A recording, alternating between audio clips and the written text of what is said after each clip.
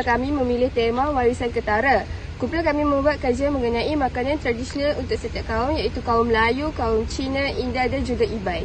Makanan tradisional yang kami pilih untuk kaum Melayu adalah nasi kerabu, kaum Cina adalah kuih bulan dan kaum India adalah ponggal, manakala kaum Iban adalah kuih peganan.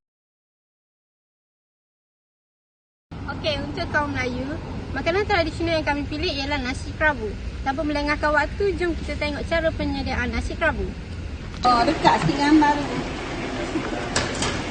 Lah ikut. Budu, cabai, tumis. Kelapa, kayu.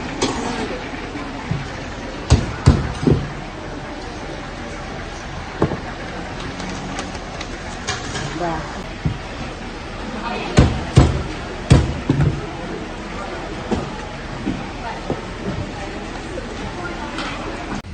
Apa yang boleh saya simpulkan di sini, nasi kerabu merupakan makanan tradisional kaum Melayu yang masih menjadi pilihan masyarakat kita pada abad ini tanpa mengira umur.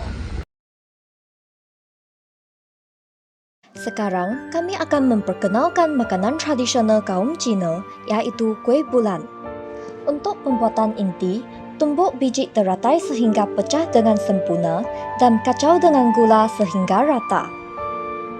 Untuk kulit kuih bulan, ayakkan tepung dan masukkan campuran gula. Mengguli adunan sehingga sebati. Balutkan inti dan masukkan adunan ke dalam acuan. Keluarkan adunan dan sapukan telur kuning. Bakar selama 20 minit sehingga masak perang keemasan. Ini merupakan proses untuk menyediakan kuih bulan. Kuih bulan masih digemari oleh orang Cina dan sering dimakan pada perayaan pertengahan musim lurung.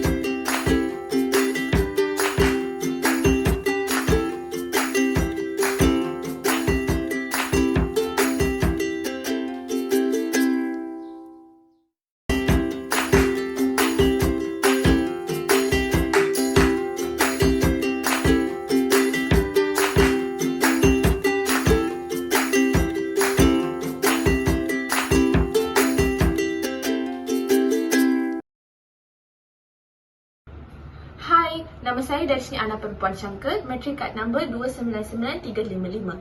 Hari ini saya ingin berkongsi maklumat tentang makanan tradisional India. Korang tahu ke apakah makanan tradisional India? Pongal merupakan salah satu makanan tradisional India. Pongal dikenali sebagai hidangan beras yang dicampurkan dengan gula dan susu, dan hidangan ini diwujud dari India Selatan. Pongal biasanya dimasak pada hari perayaan oleh orang kaum India. Keunikan makanan Pongal ini adalah makanan Pongal ini dihidangkan dan dimasak oleh masyarakat India secara berturut-turutan selama 1000 tahun. Terdapat 4 jenis makanan Pongal, iaitu Pen Pongal, Chakra Pongal, Melaga Pongal dan Puli Pongal. Okey, jom kita tengok cara penyediaan Pongal. Cara penyediaan ponggel ialah masukkan minyak sapi dan kacang dal kuning terlebih dahulu dan panaskan selama 2 minit. Seterusnya, campurkan nasi yang telah dikukus dan masukkan 4 gelas air dan segelas susu. Kacau sehingga sebati dan biarkan masak. Masukkan 2 sudu minyak sapi dan panggang kacang gajus dan kismis. Masukkan gula tebu dan air yang secukupnya ke dalam perut lain dan kacau sehingga sebati. Tapiskan air gula yang digaul itu tadi. Okey, nasi dengan kacang dal kuning dah masak sepenuhnya.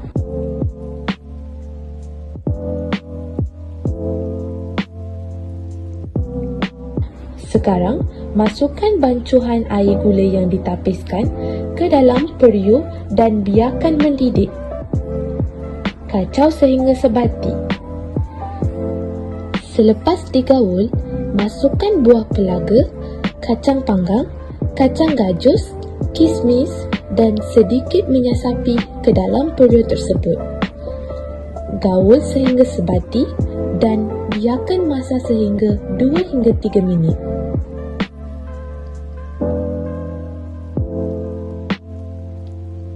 Okey korang, makanan tradisional India iaitu ponggel dah sedia untuk dihidangkan. Baiklah, kita sudah melihat makanan tradisional 4 jenis kaum, iaitu kaum India, kaum Cina, kaum Melayu dan kaum Iban. Kesimpulannya, sebagai seorang warga negara Malaysia, kita perlu mengekalkan makanan tradisional. Tanpa kira kaum, kita perlu membawa makanan tradisional ini kepada generasi yang akan datang supaya makanan tradisional ini tidak dilupakan oleh mereka. Terima kasih.